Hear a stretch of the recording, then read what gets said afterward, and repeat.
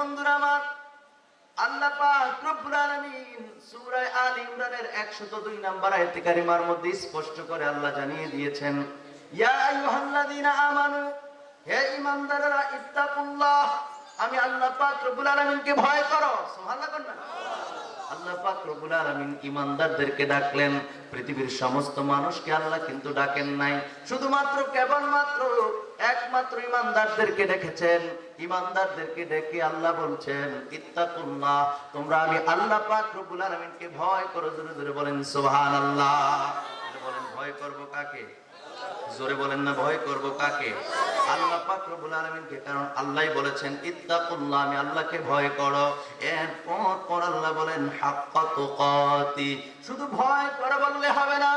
এই এলাকার মধ্যে যদি একটা সুর ধরেন, সুরির মধ্যে ধরা পড়েছে, তাকে যদি জিজ্ঞেস করেন, সেও বলবে হ্যাঁ আমি আল্লাহর ভয় করি। আসলে কি সে আল্লাহর ভয় করে? কথা কেন ভয় করে? আপনাদের জিজ্ঞেস বলবেন হ্যাঁ ভয় করি, আমার জিজ্ঞেস বলবো হ্যাঁ ভয় করি। এটা ভয় করা হয় না। ভয় করে, চুরিও করে, ভয় করে, সুদও খায়, ভয় করে, ঘুষও খায়, ভয় করে, জিনা করে, ভয় করে, নামাজ ছেড়ে দেয়, ভয় করে, মা বাবার খেদমত করে না। এগুলোর নাম ভয় না। কথা কোন ঠিক কিনা? এটা হলো মুখে চামড়ার মুখ, বলতে পারি সহজ বলা, কিন্তু আল্লাহকে ভয় করলে এই সমস্ত কাজে কখনোই বান্দা লিপ্ত হতে পারে। আওয়াজ লাগবে, আওয়াজ পারে না। ঈদ গেল মাত্র, ঈদের একটা জোশ আছে না? কথা আছে কিনা? আওয়াজ যদি না হয় বক্তার আওয়াজ কিন্তু থেমে যাবে। এজন্য আওয়াজ করে বলেন, এই যে একটু আগে বললাম, যদি প্রকৃতপক্ষে আল্লাহকে ভয় করে বান্দা, তাহলে কি কখনো এই খারাপ কাজে লিপ্ত থাকতে পারে? এই জন্য ভাইরা আমার, বন্ধুরা আমার, আল্লাহ এই আয়াতের মধ্যে বলতেছেন বাঁচার কোনো সুযোগ নাই, বাঁচার কোনো সুযোগ নাই। আল্লাহ পাক রব্বুল আলামিন বলেন হাক্কা তুকাতি, শুধু ভয় করি বললে হবে না, ভয় করার মতো ভয় করো। জোরে জোরে কোন সুবহানাল্লাহ। বন্ধুরা রে আমার, এরপর আমার আল্লাহ পাক রব্বুল আলামিন বলেন ওয়ালা তামুতুন্না ইল্লা ওয়া আনতুম মুসলিমুন। আল্লাহ কয় বান্দারে, ও বান্দা শুনে যাও, শুনে যাও, আমি আল্লাহ পাক রব্বুল আলামিন তোমাদেরকে জানিয়ে দেই, তোমরা মুসলমান না হইয়া মরিও না। আল্লাহু আকবার বলেন। কথাটা কার? জোরে বলেন, কথা কার? যদি মনোযোগ দিয়ে কথা শুনেন তাহলে খুব ভালো লাগবে। আল্লাহ কয় মুসলমান না হইয়া মরিও না। ঈমানদারদেরকে ডেকে আল্লাহ বললেন ভয় করো আমি আল্লাহকে। এরপর আল্লাহ বললেন ভয় করার মতো ভয় করো। এরপরে বললেন তোমরা মরবা তো ঠিক আছে, কিন্তু মুসলমান না হইয়া মরিও না। জোরে কন্যা সুবহানাল্লাহ। এখন এই যে আমার সামনে আপনারা যারা আছেন, আপনাদের কাছে আমার একটা প্রশ্ন, বলেন মুসলমানের দাম বেশি না ঈমানদারের দাম বেশি? হইল না কিন্তু। ওলামায়ে কেরাম আছে, মাইকের আওয়াজ যত দূর যায়, কথা বুঝেন নাই? ঈমানদারের চেয়ে মুসলমানের দাম বেশি। জোরে কোন সুবহানাল্লাহ।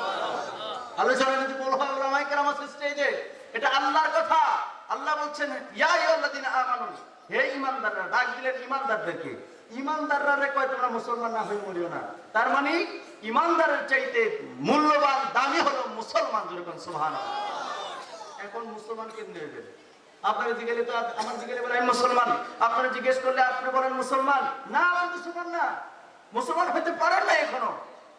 পরিচয় দেন যে মুসলিম। এই জন্য বলছি আজকে আলোচনাটা সবার দরকার। কথা কেন ঠিক না বলেন? অনেক স্টাডির পরে এই আলোচনাটা গুছিয়েছি। কেন? আমাদের সবার জানা থাকা দরকার। আল্লাহ ঈমানদারদেরকে আল্লাহ কি বললেন? মুসলমান না হইয়া মরো না, মরিও না। তার কারণ কি? এখন আসেন ঈমানদার কারে কয়? মনে করেন আপনাদের এলাকায় বিধর্মী কেউ আছে, খুব মনোযোগ দিয়ে শুনতে, কিন্তু কালকে আমার বদনাম শুরু হয়ে যাবে।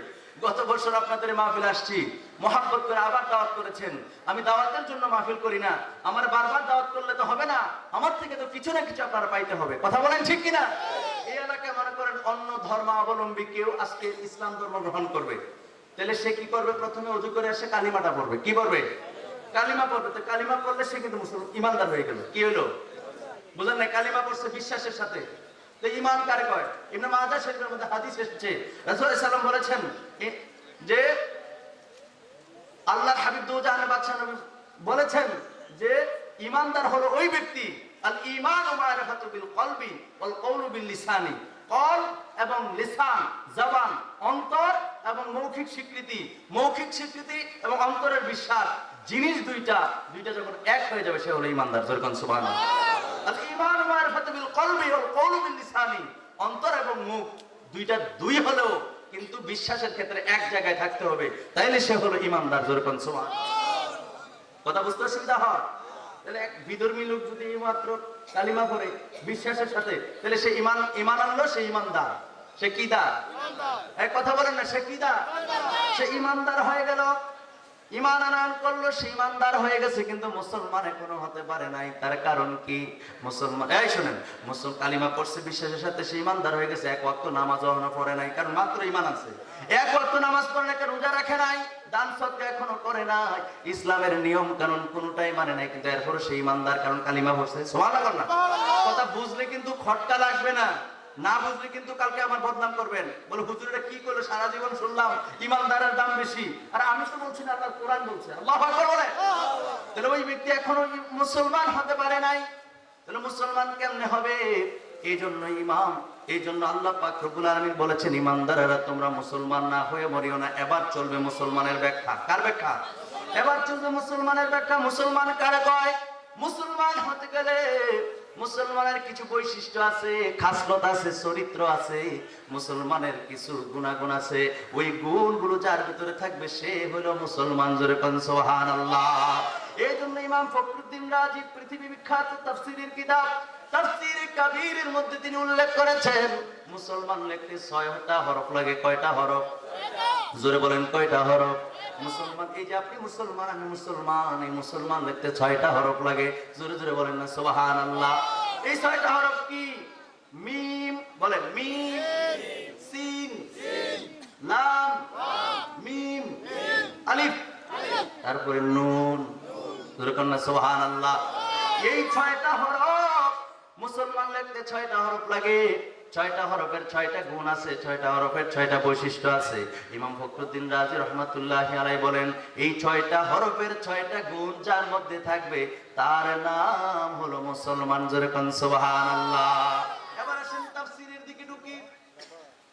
এই যে মুসলমানের 6টা গুণ, প্রথম নাম্বার হলো মিম।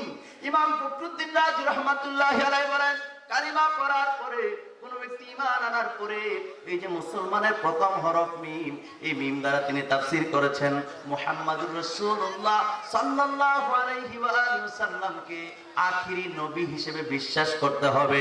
যে ব্যক্তি বিশ্বাস করবে সে হলো মুসলমান। জোরে জোরে বলেন না একবার সুবহানাল্লাহ। আমরা বিশ্বাস করি কিনা? কথা বলেন, বিশ্বাস করি কিনা? বিশ্বাস করি। এরপরও বলি, আল্লাহ পাক রব্বুল আলামিন, আমি আগেই বলেছি কোরআন থেকে আলোচনা আপনাদেরকে শোনাবো, যেন আপনারা কোনো কিছু বলার সুযোগ না থাকে। আল্লাহ সুবহানাহু ওয়া তাআলা পবিত্র কোরআনুল কারীমের মধ্যে সূরা আহজাব আয়াত নাম্বার 40, সূরা আহজাব আয়াত নাম্বার কত? 40। আল্লাহ পাক রব্বুল আলামিন বলেন, মা কানা মুহাম্মাদুন আবা আহাদিম মির রিজালিকুম ولكن رسول الله وخاتم النبيين وكان الله بكل شيء عليما। চিৎকার মেরে বলেন না সুবহানাল্লাহ। আল্লাহ পাক রব্বুল আলামিন সূরা আহজাবের 40 নম্বর আয়াতে কারিমার মধ্যে আল্লাহ জানিয়ে দিয়েছেন মুহাম্মদ সাল্লাল্লাহু আলাইহি ওয়াসাল্লাম কোন পুরুষের প্রাপ্তবয়স্ক, কোন পুরুষের পিতা নন। সুবহানাল্লাহ। আল্লাহ বলছেন মুহাম্মদ সাল্লাল্লাহু আলাইহি ওয়াসাল্লাম কোন প্রাপ্তবয়স্ক, কোন পুরুষের পিতা নন। সুবহানাল্লাহ। তাহলে তিনি কি? আল্লাহ পাক রব্বুল আলামিন জানিয়ে দিয়েছেন তিনি হলেন খাতামান নবিয়্যিন। জোরে জোরে বলেন সুবহানাল্লাহ। তিনি হলেন শেষ নবী, তিনি হলেন আল্লাহর রাসূল। জোরে জোরে বলেন না সুবহানাল্লাহ। তাহলে শেষ নবীর কথা কোরআনে আছে তো? কথা কোন কোরআনে আছে তো? আমি কেন বলছি? আমাদের এই দেশে আছে কাদিয়ানী সম্প্রদায়, আছে কি? এই যে প্রাণ কোম্পানির মূল মালিক কে? এই কাদিয়ানী। কার? হ্যাঁ, আহসান খান চৌধুরী, সে কিন্তু কাদিয়ানী। কথা বুঝতে পারছি? তাহলে এই দেশে আছে না নাই? এরা বলে যে মুহাম্মদ সাল্লাল্লাহু আলাইহি ওয়াসাল্লাম আখিরি নবী না। নাউজুবিল্লাহ। তারা বিশ্বাস করে না। তারা বলতে চাইতেছে এই কাদিয়ানীরা তারা কিন্তু বিভিন্ন সময় অনেকে নবী বানাইছে। যেরকম নাউজুবিল্লাহ। মির্জা গোলাম কাদিয়ানী কি তারা নবী দাবি করছে? এবং তারা নবী মানত, যেরকম নাউজুবিল্লাহ। এই কোনো বাংলাদেশে আসেনি, নামাজ পড়েনি তারা, অবশ্যই করে নামাজ পড়েনি, ইবাদত বন্দেগীও করে, কিন্তু তারপরেও কি তারা মুসলমান? বুঝতেছেন না মনে আমার ওয়াজ? মুসলমানের বৈশিষ্ট্য শোনেন। এক নম্বরে নবীজিকে আখিরি নবী মানতে হবে। আখিরি নবী যদি না মানেন তাহলে আপনি মুসলমান নয়। কথা বুঝতে পারছি? আল্লাহ বলছে মুসলমান না হয়ে মরিও না, তাহলে আমাদেরকে মুসলমান হইতে হবে। এবার আসেন হাদিস শরীফ, এটা তো হলো কোরআন 33 নম্বর সূরা, সূরা আহজাব আয়াত নাম্বার 40। আল্লাহ জানিয়ে দিয়েছেন আমার নবী শেষ নবী, আমার নবীর পর আর কোনো নবী নাই, যেরকম সুবহানাল্লাহ। এবার আসেন হাদিস শরীফ, আবু দাউদ শরীফের হাদিস, মিশকাত শরীফের 465 পৃষ্ঠার মধ্যে রয়েছে, ক্বালা রাসূলুল্লাহ সাল্লাল্লাহু আলাইহি ওয়া আলিহি ওয়াসাল্লাম সায়াকুনু ফি উম্মতি কাযাবুনা কাযাবুনা তালাতুনা কুল্লুহুম ইয়াজামু আন্নাহু নাবিয়্যুন। খুব মনোযোগ দিয়ে শোনেন, আল্লাহ নবী নিজে বলতেছেন অচিরে আমার উম্মতের মধ্যে 30 জন মিথ্যাবাদী বের হবে। কয়জন? জোরে কর না, কয়জন? রাসূলুল্লাহ বলেছেন আমার উম্মতের মধ্যে 30 জন মিথ্যাবাদী বের হবে, তারা 30 জনই নিজেকে নবী মনে করবে। জোরে কর নাউজুবিল্লাহ। অথচ রাসূল সাল্লাল্লাহু আলাইহি ওয়াসাল্লাম বলেছেন লা নাবিয়্যা বাদি, আমার পরে আর কোনো নবী নাই। রাসূল সাল্লাল্লাহু আলাইহি ওয়াসাল্লাম বলেছেন আনা খাতামুল আম্বিয়া। এই যে আবু দাউদ শরীফের হাদিস, মিশকাত শরীফের 465 পৃষ্ঠা, রাসূলুল্লাহ বলেছেন আনা খাতামুল আম্বিয়া, আমি হলাম আম্বিয়াদের শেষ। লা নাবিয়্যা বাদি, আমার পরে আর কোনো নবী দুনিয়াতে আসবেন না। জোরে জোরে বলেন না একবার সুবহানাল্লাহ। তাহলে কোরআন থেকে পাইলাম নবীজি আখিরি নবী, হাদিস শরীফ থেকে পাইলাম নবীজি শেষ নবী, নবীর পর আর কোনো নবী নাই। এরপরে যদি আপনার সামনে যদি কেউ বুজুর্গ কোনো মানুষ বাগরি ভইরা, জুব্বা পইরা, আবা কাবা পইরা, ফরেজ গাড়ি দেখাইয়া যদি কয় আমি নবী, আপনি কি তারে হেলাম করবেন? কথা কয় না, তার মানবেন? আরে মানবো কোত্থেকে? কোরআন যা বলছে, হাদিস যা বলছে, তারা তো ফিজানের কাম। কথা কয় না, ঠিক কিনা? কারণ আমরা ইমানদার মুসলমান। কথা বলেন ঠিক কিনা? যদি আপনি কোন যে আপনি ভেসে বসে দেখছেন আরে নবী হইতে পারে, নাউজুবিল্লাহ কর, আপনার ঈমান গেছে।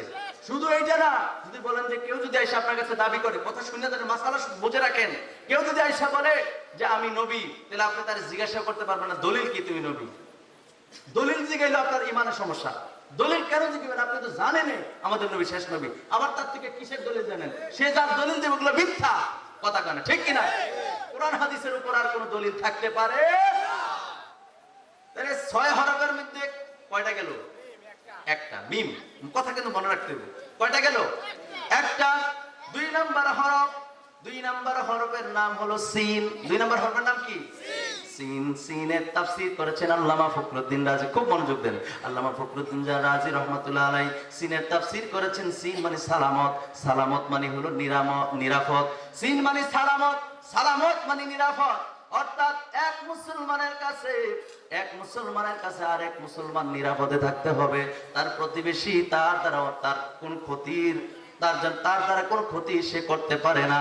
অর্থাৎ একজন মুসলমান অন্য মানুষকে নিরাপদে রাখবে। যেরকম সুবহানাল্লাহ। তাহলে 2 নাম্বার হরফ হলো সিন। সিন মানে সালামত, সালামত মানে নিরাপদ। যেরকম সুবহানাল্লাহ। মান সালিমাল মুসলিমুনা মিন লিসানি ওয়া ইয়াদি, রাসূল সাল্লাল্লাহু আলাইহি সাল্লাম বলেছেন ওই ব্যক্তি, খাঁটি মুসলমান হলো ওই ব্যক্তি যার হাত এবং জবান থেকে অন্য মুসলমান নিরাপদে থাকে। যেরকম সুবহানাল্লাহ। এখন কিন্তু লাগতেছে এই মুসলমানগিরি কিন্তু ছুটবা হন। কথা কেন, ঠিক কিনা? এক মুসলমান আরেক মুসলমানের কাছে নিরাপদ থাকতে হবে, তাহলে আপনি খাঁটি মুসলমান। রাসূল বলেছেন। এখন আমাদের কাছে নিরাপদ থাকে? কথা কেন থাকে? হাতের জোর, জবানের জোর, ক্ষমতার জোর, পায়ের জোর, লাঠির জোর, বংশীয় জোর, দলীয় জোর আছে না নাই? কথা কেন আছে না নাই? যদি এগুলো দেখান আপনি মুসলমান নয়। রাসূলুল্লাহ বলেছেন মুসলমান তো ওই ব্যক্তি যার হাত এবং জবান থেকে অন্য ব্যক্তি নিরাপদে থাকে, অন্য মুসলমান নিরাপদে থাকে, সে হলো খাঁটি মুসলমান। জোরে জোরে বলেন সুবহানাল্লাহ। আরেকটা হাদিস শরীফ শুনলে আপনি আশ্চর্য হয়ে যাবেন। রাসূল সাল্লাল্লাহু আলাইহি সাল্লাম বলেছেন, তিরমিজি শরীফের হাদিস, নবী আমার জানিয়ে দিয়েছেন, মিশকাত শরীফের 441 পৃষ্ঠার মধ্যে হাদিস খানা রয়েছে। খুব মনোযোগ দেন। নবীজি আমার বলেছেন ওয়াল্লাহি লা ইউমিনু, ওয়াল্লাহি লা ইউমিনু, ওয়াল্লাহি লা ইউমিনু। কিলা মান ইয়া রাসূলুল্লাহ? ক্বালা মান ক্বালা মান ইয়ামানু জারহু বাওয়াইকা। খুব মনোযোগ দেন। আল্লাহর নবী দুজানের বাদশা নবী রাহমাতুল লিল আলামিন তিনবার বললেন ওই ব্যক্তি ঈমানদার না, ওই ব্যক্তি ঈমানদার না, ওই ব্যক্তি ঈমানদার না। কয়বার?